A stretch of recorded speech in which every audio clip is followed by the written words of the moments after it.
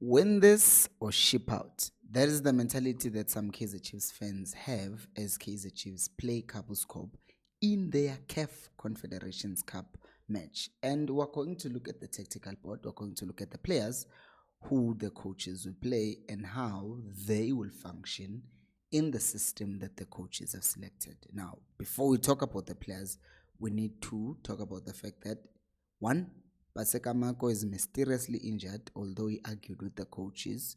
So do with that information what you will. There is also Kain Samae who won't be able to play because he is not registered yet, and Undlovu is also not available. So if I don't say those players and Fundo Vilagazu's away with the World Cup and Batman, just know it's because of those reasons. So hello and welcome to Khosi Nation Fan TV. I'm Bilo, I'm your host, and this is where fans meet and talk about Kaizer Chiefs. Khosi Football Club. Right, let's start in goal, and that would be Brendan Peterson, who, by the way, it's unfortunate how we have treated Peterson as Kaizer Chiefs fans. We not all of us obviously, but some, and I talked about this the other day, so I'm not going to dwell on that too much. Brings us to the right back. I do not like this. Personally, I would not play Frosler. Personally, I would let go Frosler. I would let go Frosler in January. I would ask him if he wants to go and just let him go. He does not seem interested at all, ever. And I don't like that. So this is his function, if you see in a match. So he's starting here, but when we have the ball, then you will see that his movement will be here. So he moves up and down. That's his job, up and down, because he's not playing as a right back, at least not in the system. He's playing as a wing back, so right wing back. Which then brings us to the third player, and that third player will be Uzita Kwinika. Once again, another player that people have seen that he has improved quite a lot. And with him being in this position, Ukwinika, what he also has freedom to do is also moving up with the ball.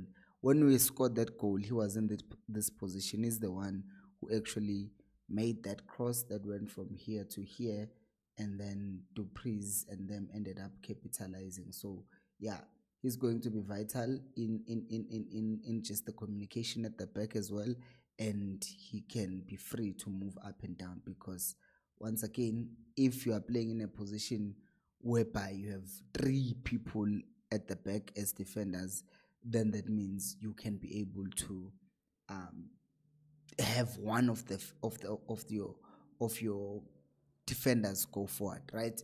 Which brings us to the next player, and that is Inacio Miguel. One of the most targeted players at Kaizer Chiefs right now. I think he's definitely one of those that Kaizer Chiefs fans have decided, you know what, it's him. If there's anything wrong, it's him. So uh, it's unfortunate because there are some mistakes that people will say he almost made this mistake, and I'm like, but he didn't. One day he's going to cost us, but he hasn't cost us, right? We're talking about some players here at Chiefs who have cost us, and we've seen it. Like, hey, Cyrano missed the chance, should have scored it. I'm not saying let's turn on him, but we are now talking about people who actually did the thing and did not almost do it, right? So why are we doing that with other players, but with some players we're just saying, oh, they cost us? And I'm going to open the tactical pod once the shape is full, so that you see what the function of each player is, because one by one's gonna waste time. Which brings us to Bradley Cross. I know this means Chiefs will be playing that system of a back five, because I'm not counting Cross right now as a I'm not counting Cross as a left back, by the way. I'm counting him as a left wing back. I mean as a left center back here in this position right here. So his movement, usually he's here to support, he's here when we're defending. He can even move up here, but obviously these two must stay if that happens. Which makes me think Chiefs will actually have a debut tomorrow of Nkangiso Shinga right there in this position. And the coaches did say that, oh yeah, we were waiting for the right time for him to play. And I think that this is the time because Marco is not available, which means there's someone else who will be running the space. And he did play beginning of the season, but rather in when we're in Netherlands. So I think that he will now get his full debut and he will play in such a crucial match. And mind you, I pulled out this tactical board so that I can show you that this looks particularly defensive until obviously we talk about the fact that this guy uh, this guy will be moving up and down, right? And this guy would also be moving up and down. So they can't be in two areas at once. We remove this. Oh, yeah. But they will be in this position. So they will be here at the back, but they will also be there up front. That is their job. That's what they will be doing. So, yeah. Which then brings us to the next two people, and one is going to be controversial. And the first one is Usbongiseni Mteto. I know. Why are we playing 6 defenders when we're supposed to win the game?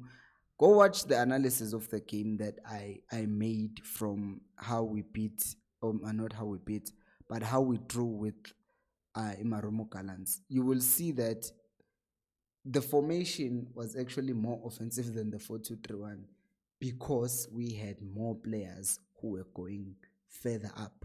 Like at any given, one of the main criticism or complaints rather that I've had about Chiefs has been, why do we not have numbers forward? Why are players not going forward?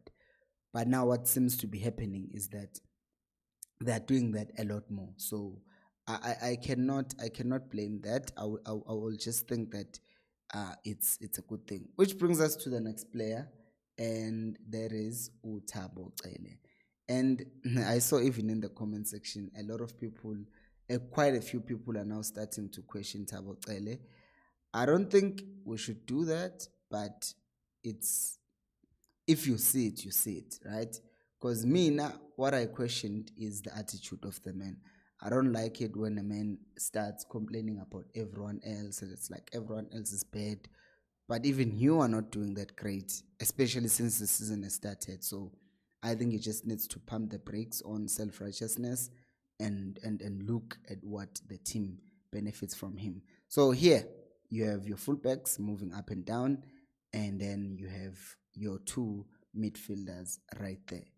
Which then brings us to the next man, and that is Maccabi Glody Lilepo. And for the love of God, I hope that the technical team, the way that they play Lilepo, I hope he plays from this side, because him playing this side, it will allow him to cut in. I have to move these ones closer, here. I can even move these ones closer because man, it's like we're sitting deep and labang ababeganala. So yeah, I hope Ulilepo stays in this kind of position so that he can cut in and take shots, because if he's bombing up and down, then they are combining moves this side to overload this side with these kind of triangles that we want to have here, and then we can overload sides, right? So I hope that happens. Which then brings us to the next player, and it's him. I know people have turned on him. I know people have turned on Gaston Sireno. Oh, Sireno missed the penalty. I've seen Messi miss a penalty, mate. I've seen Messi miss important penalties, losing to Chile in that thing, Copa America.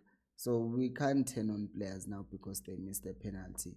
Obviously, his record is not that great, so maybe they should start thinking about another penalty taker. Lilepo, for example, or someone else who's bold enough to take a penalty, because penalties are also taken not just based on the ability, but also who is willing to take that responsibility, because some players won't step up to take penalties because fans are fans and they might turn on them. Which then brings us to the last player. Oh, before we talk about that, I want you to note something. one thing that's going to be very important, how we utilize the space.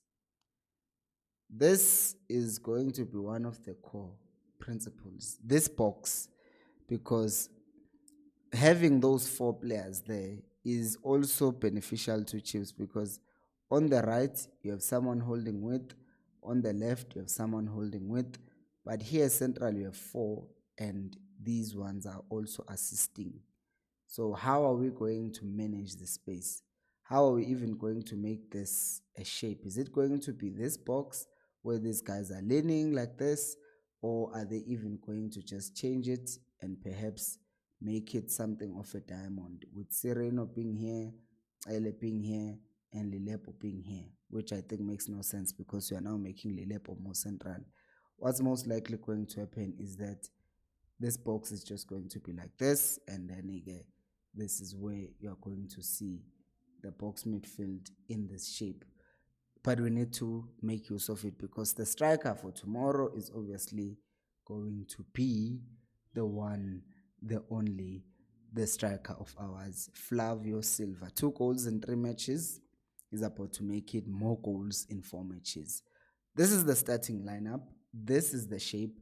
This is how the team looks. And when I was saying earlier on, this system helps the team have more players up front, it helps keep a striker in here. And usually if you check the game, by the way, I'll link the video to the video of the video where I was analyzing that game against Gallants at the end.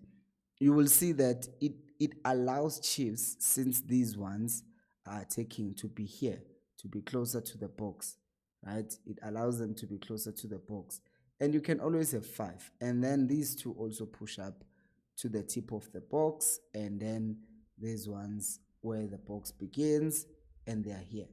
And what this allows is let me show you. What this allows, you see what's happening. You have 5 players you have these 3, Sereno here and around. Remember, Dupreez won a penalty because he was in this area, but now he's replaced by Lilepo. When we scored that goal, Dupreez touched the ball here, and then Mayo came in and then he scored the goal.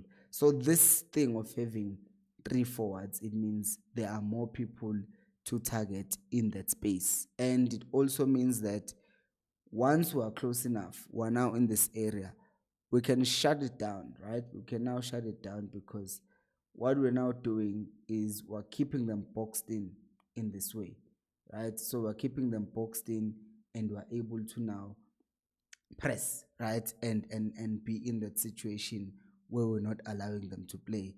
And in some instances, you will even push up about Kwinika, seeing them being here. Sometimes you even push up about Cross and see them being there. And this also gives you assurance. In case you lose the ball in those front areas, you still have that base of 3 defenders of Kwinika, Cross, Miguel, and Kwinika. So it's a system that I think they will keep on playing, and I see merits of it. I do. So what do you guys think? Do let me know down in the comment section below. Thank you so much for watching, and until next time, remember, Khosi al Pelumo. Yeah, and check out this video where I analyzed how the game against Gallants went. Bye bye. Right.